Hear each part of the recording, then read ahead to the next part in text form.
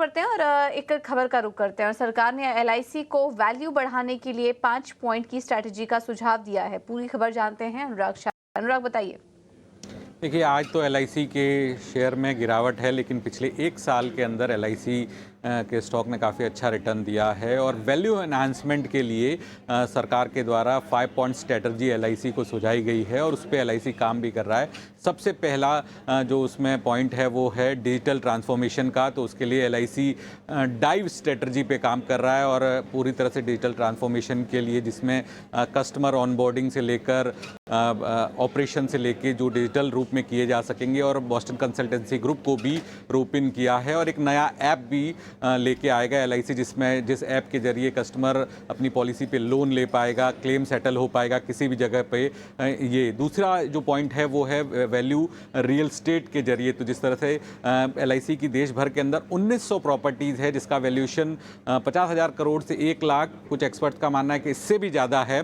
तो उनमें से 1400 प्रॉपर्टीज़ पे एलआईसी के ऑफिसेज है, लेकिन 500 प्रॉपर्टीज़ है जो रेंट पे है और उसमें से कुछ प्रॉपर्टीज़ हैं जो जहां पर एनक्रोचमेंट हुआ है कुछ प्लॉट्स के ऊपर। तो उन प्रॉपर्टीज़ का जो डिस्प्यूट रिजोल्यूशन करके उनको मोनेटाइज किया जा सके और वहां से पैसा जुटाया जा सके।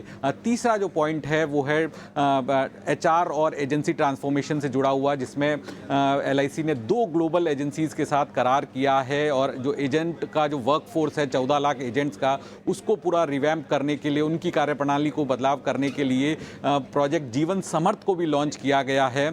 और इस जीवन समर्थ प्रोजेक्ट के जरिए zonal offices, district offices, branch offices, वहां पर जो ऑपरेशंस होते हैं उसको भी रिव्यू किया जाएगा और रिवैम्प किया जाएगा।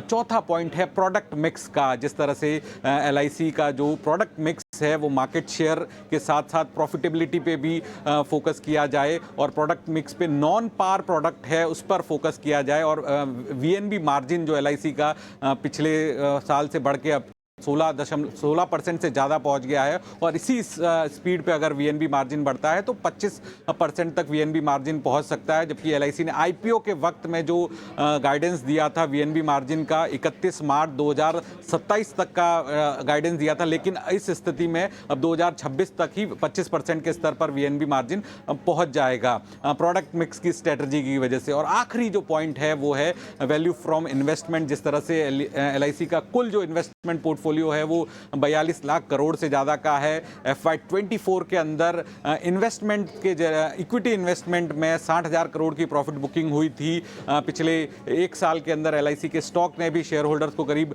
75% तक का रिटर्न दिया है। तो इन सब से किस तरह से इन्वेस्टर्स को, शेयर होल्डर्स को वैल्यू दी जा सके, तो ये 5 पॉइंट स्ट्रेटजी है वो फिनमिन के द्वारा एलआईसी को सुझाई गई है और बहुत सारे पॉइंट्स पे एलआईसी काम भी कर रहा है, जिसका थोड़ा बहुत रिजल्ट भी देखने को मिल रहा है।